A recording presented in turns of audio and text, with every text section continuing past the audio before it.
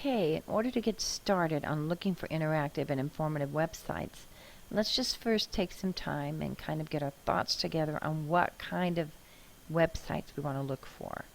So first you want to reflect on what you will be teaching and who you will be teaching.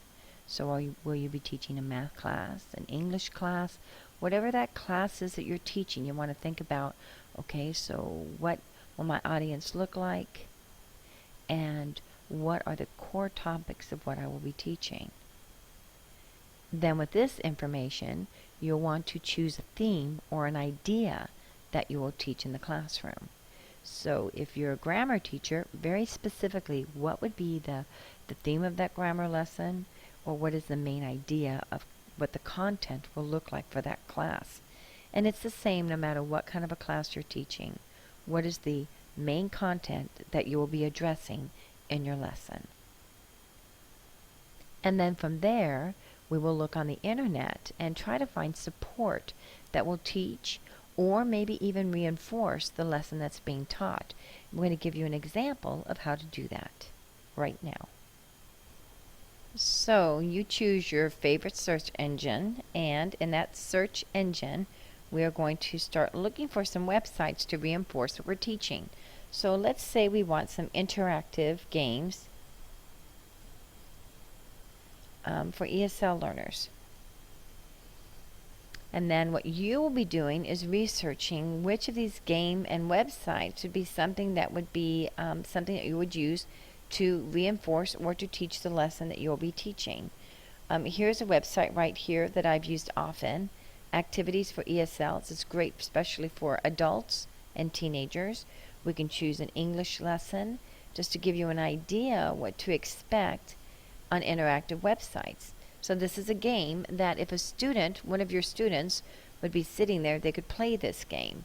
And it's about famous people. If I really liked this particular activity, I could say, hey, this is exactly what I'm going to be teaching. So I can take this website and copy its URL address at the very top.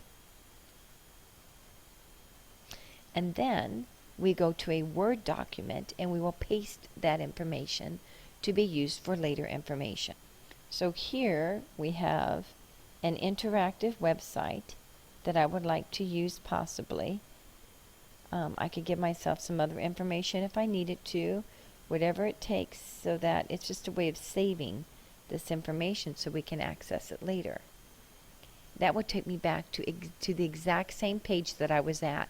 So you can be very specific on what you find on the internet, that when you copy that URL address, it takes you back exactly to the same place that you were just at.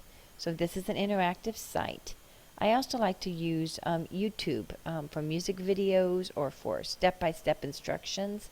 So let's go back and let's see how we can find the URL information from a YouTube site. So let's go to YouTube, and I specifically typed in the address of YouTube ESL verbs. So here's an action song on verbs. I'm going to look at it, and again, this is your job, is to look through and see which ones would really support what you're trying to teach in your classroom. Be very specific on what it is that you're expecting from your students. So I'm looking at this song and I'm thinking, I like this. I've watched it. I enjoy it.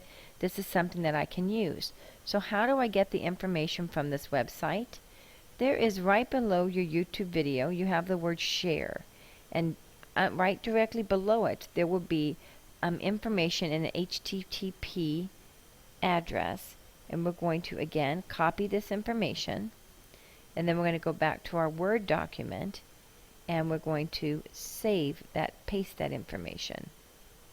And so now we have access to it later on. And there we go. And now what you want to do is to come up with several interactive sites and several YouTube sites or other informative sites that would be helpful for reinforcing what you'll be teaching in the classroom. And this information you're going to save because you're going to use it shortly.